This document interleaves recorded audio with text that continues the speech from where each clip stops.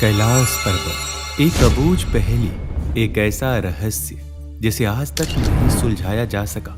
हम सभी जानते हैं कि कैलाश पर्वत पर आज तक कोई नहीं चढ़ सका, लेकिन ये पूरा सच नहीं है।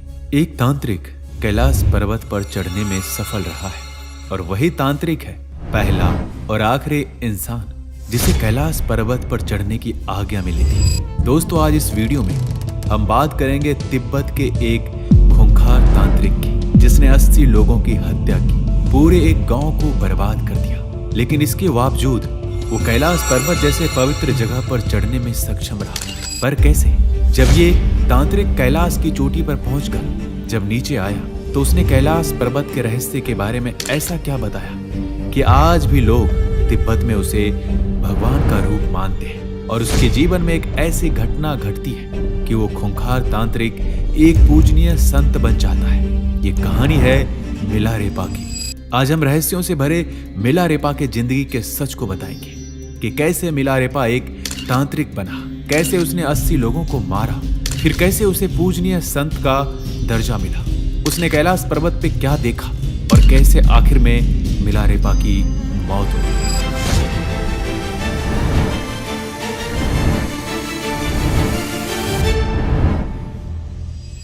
दोस्तों, 11वीं शताब्दी में उत्तरार्ध में तिब्बत के दक्षिणी भाग में स्थित एक गांव में थोपक नाम के लड़के का जन्म हुआ था, जिसे हम मिलारेपा के नाम से जानते हैं। मिलारेपा का बचपन आराम और प्रेम में भी था। वो इकलौता पुत्र था, उन्हें हर खुशी मिली। उनके साथ उनकी छोटी बहन भी थी और परिवार का जीवन बिल्कुल खुशियों से बीत रहा था। लेकिन कहते हैं ना, कोई भी समय एक जैसा नहीं रहता है, और ऐसा ही हुआ मिलारेपा के साथ। जब मिलारेपा केवल 7 साल के थे तो उनके पिता की अचानक मौत हो गई। इस मृत्यु ने परिवार को आर्थिक और भावनात्मक रूप से हिलाकर रख दिया। अंतिम समय में उनके पिता ने एक वसीयत तैयार की, जिसमें यह लिखा हुआ था कि मिलारेपा जब तक बड़े नहीं हो जाते तब तक उनके चाचा और चाची मिलकर उनकी देखभाल करेंगे, उनके संपत्ति का प्रबंधन करेंगे। ये वसीयत इस उम्मीद के साथ लिखी गई थी कि उनके परिवार को कोई कठिनाई नहीं होगी। लेकिन उनके पिता के मृत्यु के तुरंत बाद हालात पूरी तरह से बदल गए।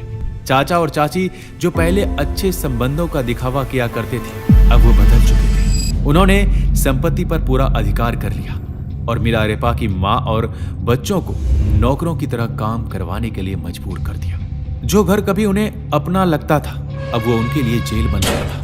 उनका जीवन सम्मान से गिरकर अपमान और गरीबों में बदल चुका था। मिलारेपा की माँ, जो कभी एक सम्मानित महिला थी, अब अपमान और कष्ट सहने पर मजबूर थी। उनका मन बदले की भावना से भर चुका था।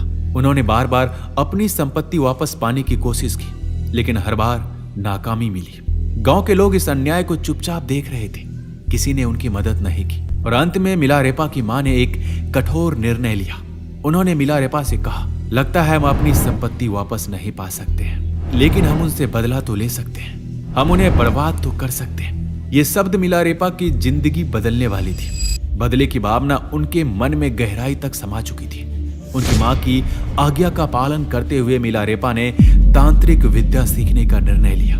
वो इसी तलाश में एक गुरु से मिले। उनके आखिरी गुरु थे युंगटो, एक भयानक तांत्रिक जिनकी शक्तियां अद्वितीय मानी जाती थी। युंगटो के संरक्षण में मिलारेपा ने तांत्रिक विद्या की गहन शिक्षा ली।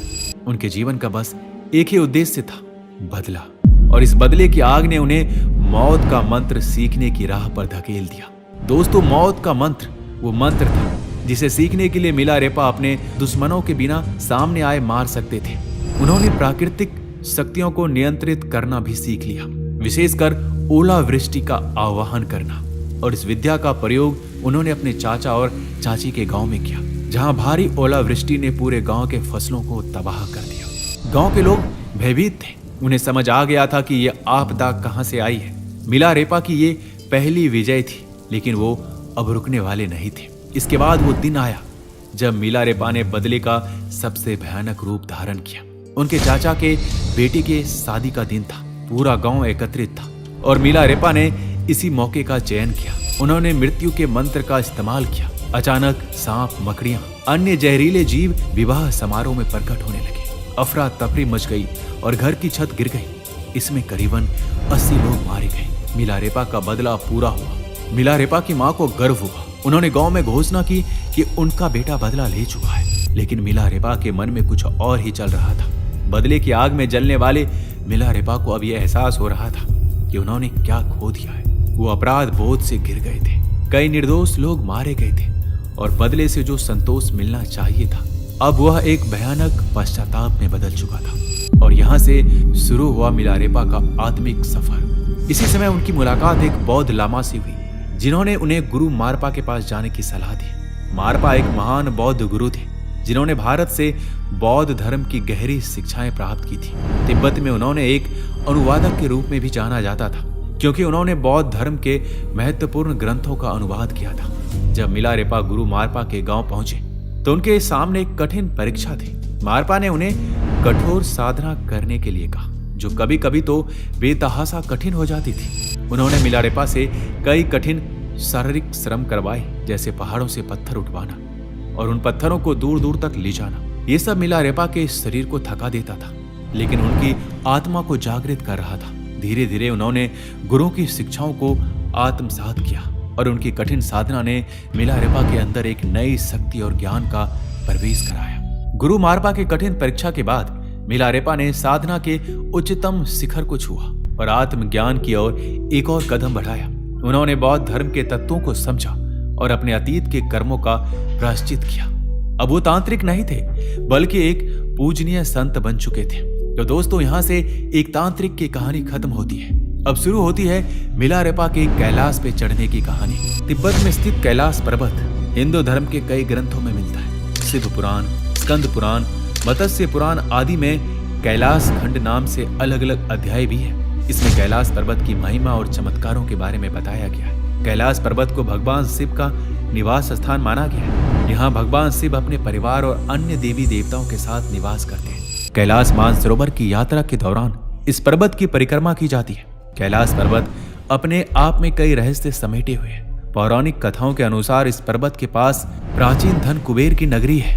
1093 ईस्वी यही वो समय था जब मिलारेपा ने कैलाश पर्वत की चढ़ाई शुरू की। कैलाश की इस यात्रा में उनकी मुलाकात हुई बौद्ध धर्म के एक प्रसिद्ध प्रचारक नरोबान जी से। नरोबान ने मिलारेपा को एक चुनौती दी, जो पहले कैलाश पर्वत की चोटी पर पहुंचेगा उसका कैलाश पर वर्चस्व होगा। यह एक आध्यात्मिक और शारीरिक दौड़ थी और मिलारेपा ने इस चुनौती को स्वीकार भी कर लिया। नरवान जी ने तेजी से चढ़ाई शुरू की, लगातार आगे बढ़ते रहे, लेकिन मिलारेपा थोड़ी देर ध्यान मुद्रा में बैठ गए। कुछ समय बाद नरोबान जी जब चोटी के पास पहुंचे तो सूरज की पहली किरणें उनके चेहरे पे पड़ी। वो किरण इतनी तीव्र और शक्तिशाली थी कि उन्हें पीछे हटना पड़ा। और इसी बीच मिलारेपा ने बिना किसी रुकावट के अपनी चढ़ाई जारी रखी और अंततः वह नरवान जी से पहले चोटी तक पहुंच गए। ये केवल शारीरिक विजय नहीं थी, ये थी मिलारेपा की आध्यात्मिक शक्ति और दिव्य शक्तियों का दर्शन। एक ऐसी चढ़ाई जो आज भी एक रहस्य बनी हुई है। कैलाश पर्वत की चोटी पर पहुंचकर मिलारेपा ने कुछ अद्भुत और अनजाने रहस्यों का अनुभव किया। उन्होंने कहा, यह पर्वत साधारण लोगों के लिए नहीं है और कोई साधारण व्यक्ति यहाँ चढ़ने का प्रयास बिल्कुल ना करे, क्योंकि यह भगवान शिव का पवित्र निवास है। यहाँ चढ़ना उनके ध्यान में विघ्न डालने जैसा है। मिलारेपा के उपदेश ने यह संदेश दिया कि कैलाश पर्वत पर चढ़ाई केवल उन्हीं के लिए संभव है जिन्होंने अपनी आत्मा की गहराइयों में उच्च साधना प्राप्त की हो। यह भी कहा जाता है कि कैलाश पर्वत की तलहटी में एक दिन होता है 1 माह के बराबर। इसका मतलब यह है कि 1 माह 2.5 साल का होगा। दरअसल वहां दिन और रात तो सामान्य तरीके से व्यतीत होते हैं, लेकिन कुछ इस तरह की तरंगे हैं कि यदि व्यक्ति वहां 1 दिन रहे तो उसके शरीर का तेजी से क्षरण होता है। अर्थात 1 माह में जितना क्षरण होगा उतना एक ही दिन में हो जाएगा। इसे इस तरह से समझें कि सामान्य दिनों की तरह हमारे नाखूनों को हम 1 माह में 4 बार काटते हैं, तो हमें वहां 1 दिन में 4 बार काटने होंगे। विज्ञान की भाषा में तेजी से शरीर के क्षरण की प्रक्रिया को फास्ट एजिंग कहते हैं। फास्ट एजिंग अर्थात तेज आयु वृद्धि। दोस्तों, कैलाश पर्वत की चढ़ाई के बाद मिलारेपा ने अपनी साधनाएं और ध्यान के माध्यम से आत्मज्ञान की ऊंचाइयों को छू लिया। उन्होंने अपने शिष्यों को ध्यान और तपस्या की गढ़ विद्या सिखाई ताकि वो भी आत्मज्ञान की राह पर जा सके। अब यहीं से शुरू होती है मिलारेपा के आखिरी दिन का सफर। एक दिन मिलारेपा को एक शादी में आमंत्रित किया गया। उनके स्वागत के लिए एक सुंदर आसन तैयार किया गया। उसी शादी में एक धनवान पंडित भी था जो मिलारेपा के हो रहे तैयारियों को देखकर हैरान था। जैसे ही मिलारेपा उस आसन पर बैठे, पंडित ने तिरस्कार भरे स्वर में कहा, इस भिखारी के लिए इतनी तैयारियां क्यों? ये मुझसे बड़ा पंडित है। पंडित मिलारेपा के पास जाकर बोला, मैंने सुना है आप बहुत ज्ञानी हैं। मैं चाहता हूं आप इन किताबों को पढ़कर अपना ज्ञान साबित करें। मिलारेपा ने शांत स्वर में उत्तर दिया, इन सांसारिक किताबों को पढ़कर सच्चा ज्ञान नहीं मिलता, इसलिए मैं ऐसा नहीं करूंगा। ये सुनकर पंडित हंसा और बोला, मुझे पता था तुम ऐसा ही कहोगे।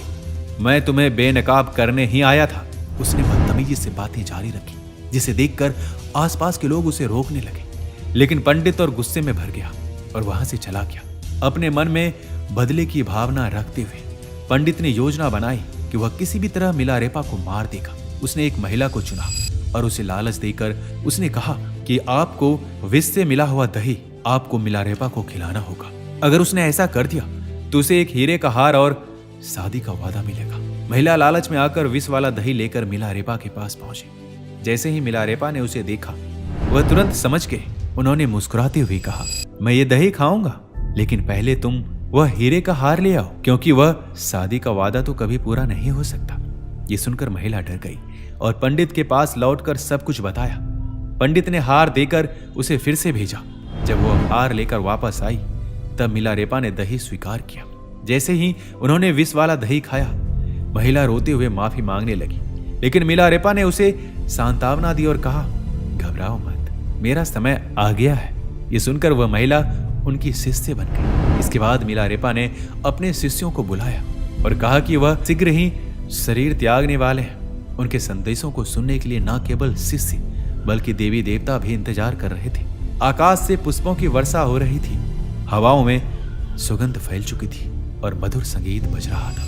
अब हम आपको कुछ अननोन फैक्ट्स बताते हैं मिलारेपा के बारे में। दोस्तों, मिलारेपा का अर्थ होता है कॉटन लैड, सूती वस्त्र धारण करने वाला। उन्हें अक्सर एक पतले सफेद सूती लपेटे में दिखाया जाता है, जिसे रेपा कहा जाता है। यहाँ तक कि सर्दी में भी मिलारेपा की त्वचा का रंग हरा हो गया था, क्योंकि उन्होंने डक्कर तासो गुफा में ध्यान करते हुए जीवित रहने के लिए जंगली बिच्छू घास खाई थी। इसी वजह से उन्हें कई चित्रों में हरी त्वचा के साथ दिखाया जाता है। दोस्तों, मिलारेपा ने हिमालय की पवित्र चोटियां और झीलों के बारे में 1 लाख गीत लिखे थे, जो उनके अद्भुत ध्यान और साधना की गवाही देते हैं। तो ये थी मिलारेपा की वो कहानी जो प्रेरणादायक है और हमें बहुत कुछ सिखाती है। अपने विचार हमें कमेंट बॉक्स में अवश्य लिखिएगा। मिलते हैं जल्दी एक नई वीडियो में। अपना ख्याल रखिएगा। जय हिंद, जय भारत।